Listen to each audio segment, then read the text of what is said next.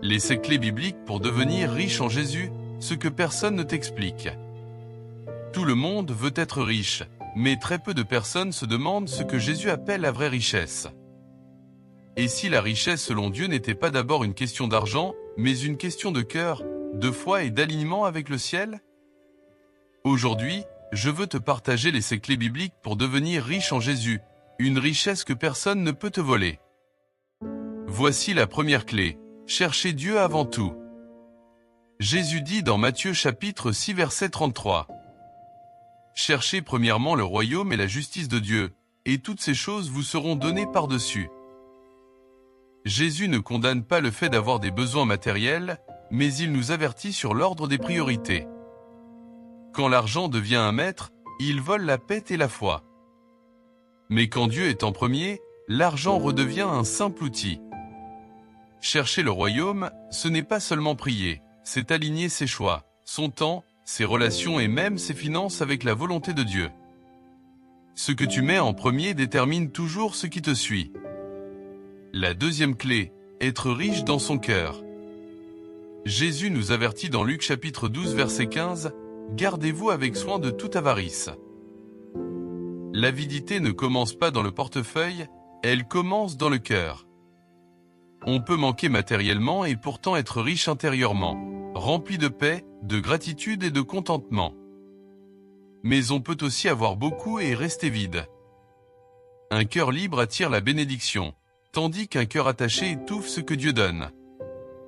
La vraie pauvreté, ce n'est pas le manque d'argent, c'est un cœur qui n'est jamais satisfait. La troisième clé, apprendre à donner, même quand c'est difficile. La Bible nous dit dans Actes chapitre 20 verset 35, « Il y a plus de bonheur à donner qu'à recevoir ». Dans le royaume de Dieu, donner n'est jamais une perte, c'est un acte de foi. La générosité brise l'esprit de manque et libère le cœur de la peur. Dieu ne regarde pas d'abord le montant que tu donnes, mais l'attitude avec laquelle tu donnes. La générosité révèle toujours en qui tu places réellement ta confiance. Index revers pointant vers la droite blanc, si ces paroles te parlent déjà, prends un instant pour t'abonner à la chaîne, aimer cette vidéo et surtout la partager avec quelqu'un qui en a besoin. Tu ne sais jamais qui Dieu peut toucher à travers un simple partage. Quatrième clé, être fidèle dans les petites choses. Jésus affirme dans Luc chapitre 16 verset 10, « Celui qui est fidèle dans les petites choses l'est aussi dans les grandes ». Beaucoup veulent les grandes bénédictions sans passer par les petites responsabilités.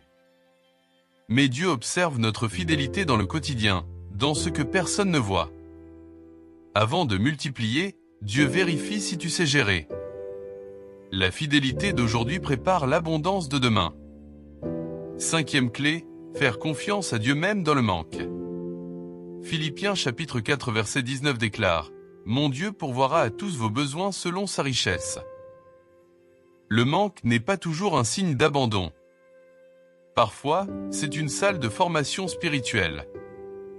Dieu utilise le désert pour purifier la foi et nous apprendre la dépendance totale.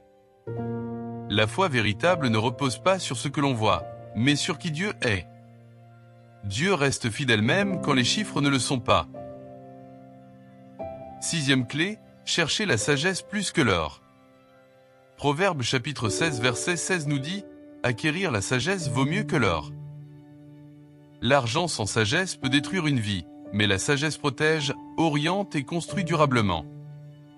La sagesse t'apprend quand avancer, quand attendre et quand dire non. C'est une richesse que personne ne peut te voler, et qui t'épargne des erreurs que l'argent ne peut pas réparer. Septième clé, investir dans l'éternité. Jésus nous dit dans Matthieu chapitre 6 verset 20, « Amassez-vous des trésors dans le ciel ». Tout ce que nous accumulons sur la terre restera sur la terre. Mais ce que nous faisons pour Dieu traverse le temps et a un impact éternel. La vraie richesse se mesure à ce que ta vie produit pour le royaume. Ce que tu donnes à Dieu devient éternel. Pour conclure, être riche en Jésus, ce n'est pas avoir plus, c'est vivre aligné avec le ciel. C'est avoir un cœur libre, une foi solide, une sagesse divine et une paix que le monde ne peut pas donner. Index revers pointant vers la droite blanc, si cette vidéo t'a édifié, n'oublie pas de t'abonner, d'aimer la vidéo et surtout de la partager autour de toi. Conseil très important. Choisis d'être riche selon Jésus. Ensemble, faisons circuler un message qui enrichit les cœurs et rapproche de Dieu. Que Dieu te bénisse abondamment.